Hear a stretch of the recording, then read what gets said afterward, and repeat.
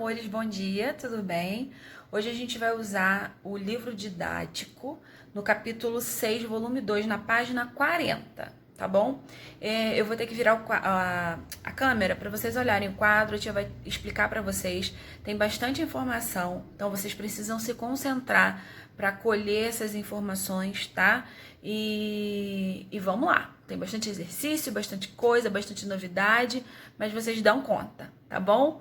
Eu vou virar a câmera agora. Vocês já devem ter percebido que pelo nome do capítulo a gente vai falar sobre números racionais, né? Então, aqui eu vou falar sobre os conjuntos numéricos. A gente já tinha visto números naturais, né, que é representado pela letra N, que é do zero ao infinito positivo. Aí a gente esse ano aprendeu sobre os números inteiros, que são as representações desses números naturais, né? Só que negativos, ok? Também infinitamente negativo. E agora a gente vai falar sobre esse conjunto aqui, maiorzinho. Lembra que eu tinha falado? Pensa que os naturais é um estojinho. E aí os inteiros, o natural tá dentro desse conjunto. Digamos que é uma nécessaire, que eu boto estojo lá dentro. Agora nós temos uma mochila, que nós vamos colocar esse estojo que está dentro da nécessaire, e aí a gente vai chamar esse conjunto, ele é representado pela letra Q, tá? Que são o conjunto dos números racionais. O que é isso? Dá para transformar numa fração. Então aqui, por exemplo, 0,7, eu vou ensinar para vocês como transformar numa fração. Aqui já tem a fração de 1 sobre 2, ou 1 meio, ok? Ó, uma dízima periódica, que é 0,333, tá vendo? Que tem uma reticência ao infinito. A dízima periódica, ela também pode ser representada assim, ó, 1,52. Tá vendo que tem um tracinho em cima do 52? É porque esse 52 está repetindo para sempre. Então, ao invés de botar reticência, eu posso botar o tracinho em cima, tá? Aqui, ó, raiz quadrada de 4, ok? O que é raiz quadrada de 4? É que número vezes ele mesmo dá 4. É o 2.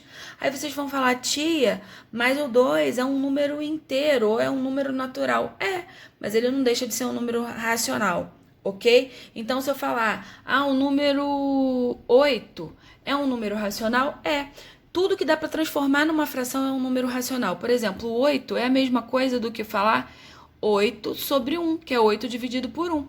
Então, ele é um número racional. Ou eu poderia representar o 8, 16 dividido por 2, não é 8 também? Ok? Então, é isso aí. Eu vou ensinar agora para vocês a como transformar fração em número decimal e número decimal em fração. Ó, coloquei duas frações aqui pra gente ver. Então, uma fração, quando eu quiser transformar ela em número decimal, basta eu pegar um numerador, que é o número de cima, e dividir.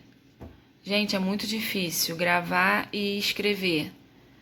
E dividir pelo denominador.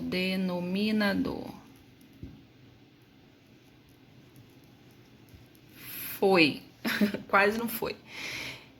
Então, eu vou dividir o numerador pelo denominador e eu vou encontrar que número decimal é esse. Então, vamos lá, ó.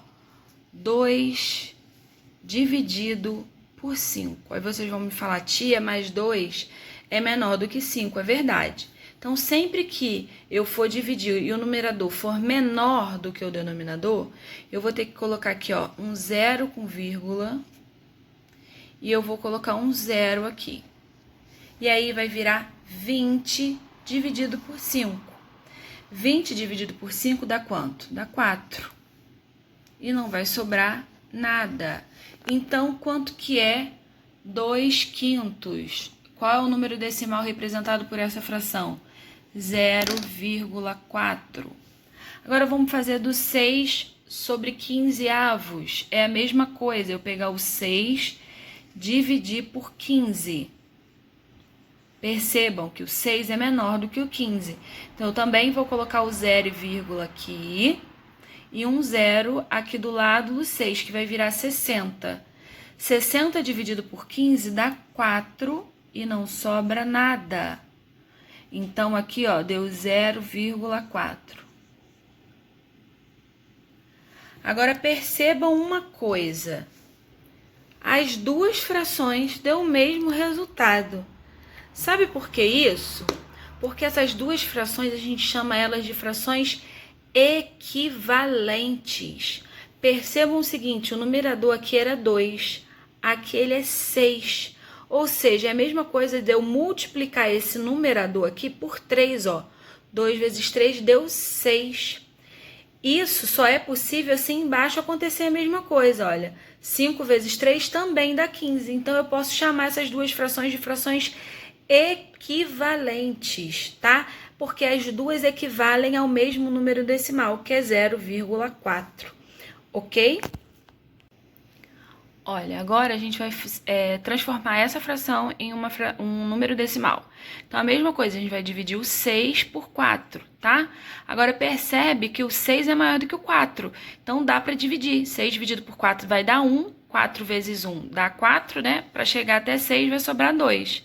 Aí não tem mais nenhum número para baixar. Vou encerrar a conta aqui sobrando 2? Não. Eu coloco uma vírgula do lado do 1 e um zero aqui do lado do 2 para continuar dividindo. Então, 20 dividido para 4 vai dar 5.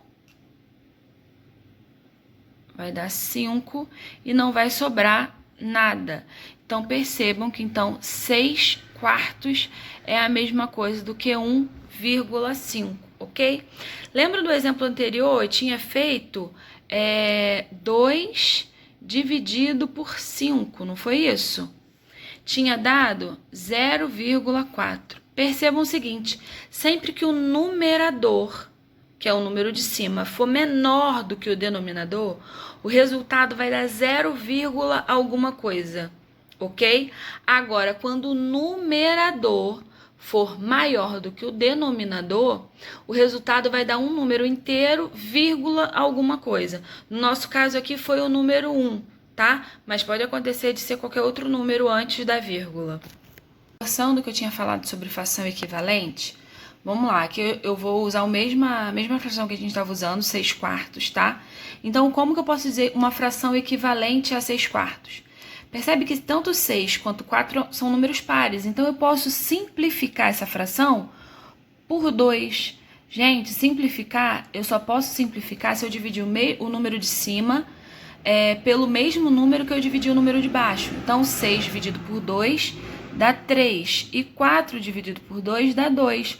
Ou seja, se eu dividir 3 por 2 também vai dar 1,5, tá? Então, essas duas frações são equivalentes, tá? E essa aqui é a fração irredutível.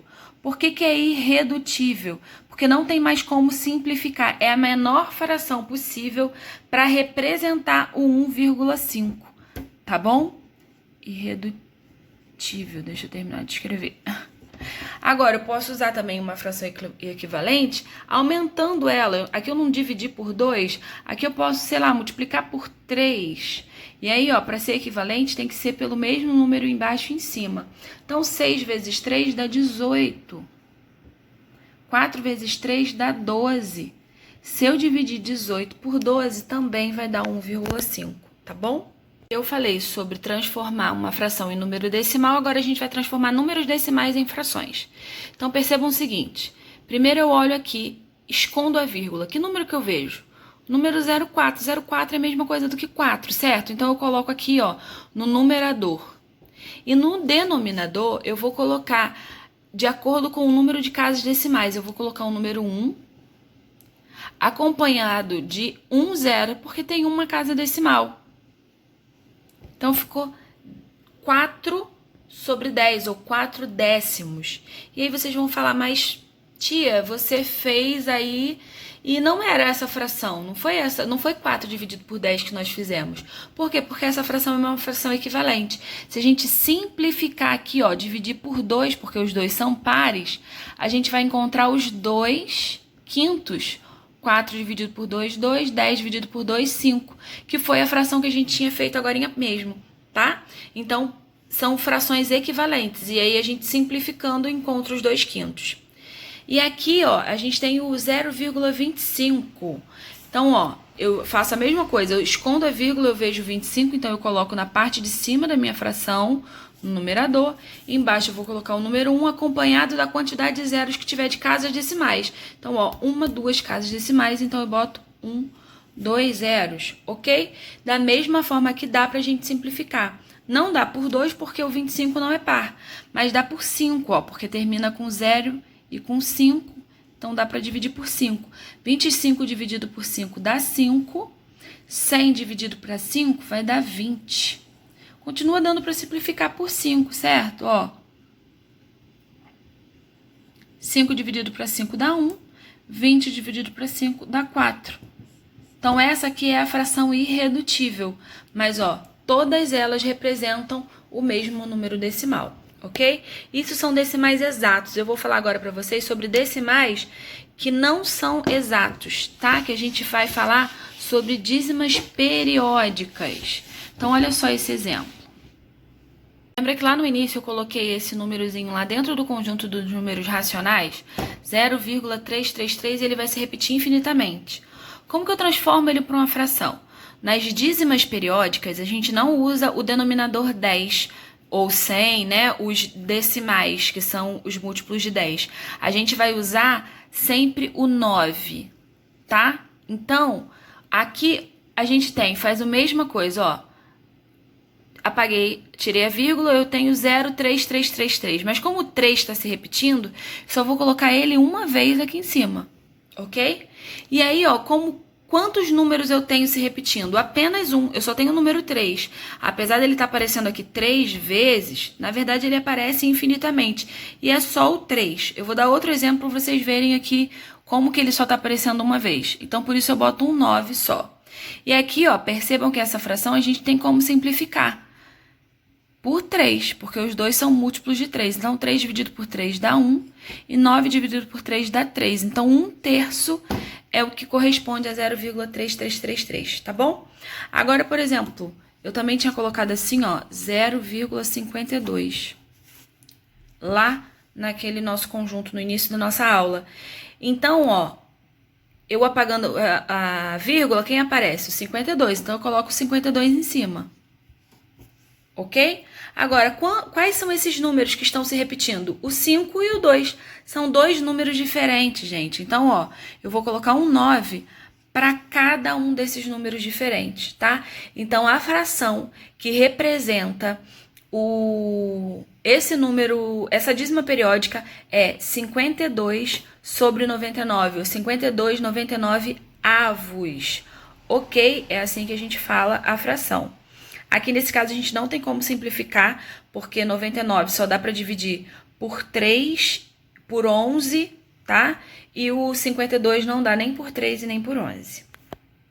E para finalizar, a gente vai falar em relação à fração do todo, tá? E a gente vai falar sobre porcentagem também. Vocês vão ver que é a mesma coisa, tá? Então aqui, por exemplo, eu quero saber, digamos que, ó, Páscoa tá chegando e a mãe de vocês fala o seguinte: vocês só vão poder comer 2/5 desse chocolate. E aí a barra de chocolate, o ovo, tem 100 gramas. Então, quantos gramas que a gente vai poder comer aí? Então, ó, basta multiplicar o 2 vezes o 100 e depois dividir pelo 5. Então, vai ficar, ó, 2 vezes 100 dividido por 5, tá? Então, ó, 2 vezes 100 vai dar 200. Ficou feio aqui. 200 dividido por 5. Se vocês armarem a continha, 200 dividido por 5 dá 40. Então, a gente vai ver que só pode comer aí 40 gramas de chocolate, ok? Agora, se eu falasse,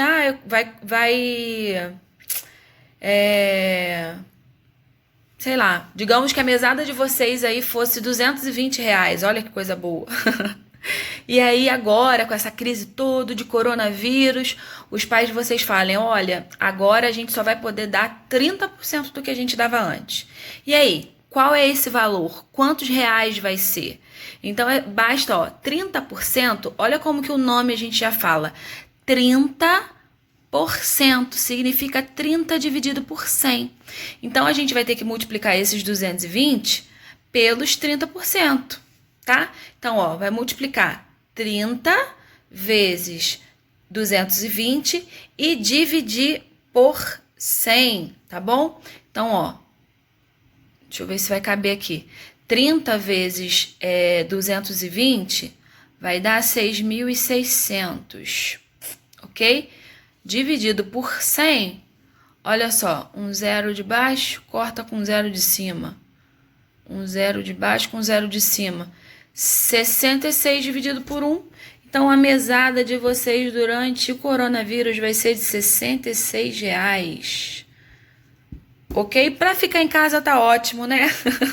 Então é isso, tá bom? Então, ó, parte, fração do todo, é só multiplicar o número de cima pelo número e dividir pelo de baixo, tá? E a porcentagem, lembrem-se, 30% é a mesma coisa do que 30 dividido por 100. Então, basta multiplicar o 30 vezes o 220 aqui no caso e dividir por 100 no final, ok? Ó, por hoje a gente finaliza a aula aqui, mas tem dever, né? Então, ó, livro didático, página 44, vocês vão fazer o número 3, 5 e 6. Depois vão para a página 45, façam o número 9. Depois, página 51. Primeiro, página 50, número 4, 5, 6, 7, 8. E depois a 51, 9, 10, tá bom? Façam os exercícios, mandem as dúvidas. Qualquer coisa, dá um pause, volta no vídeo, tá bom? E qualquer coisa é só me chamar no WhatsApp. Um beijo e até já.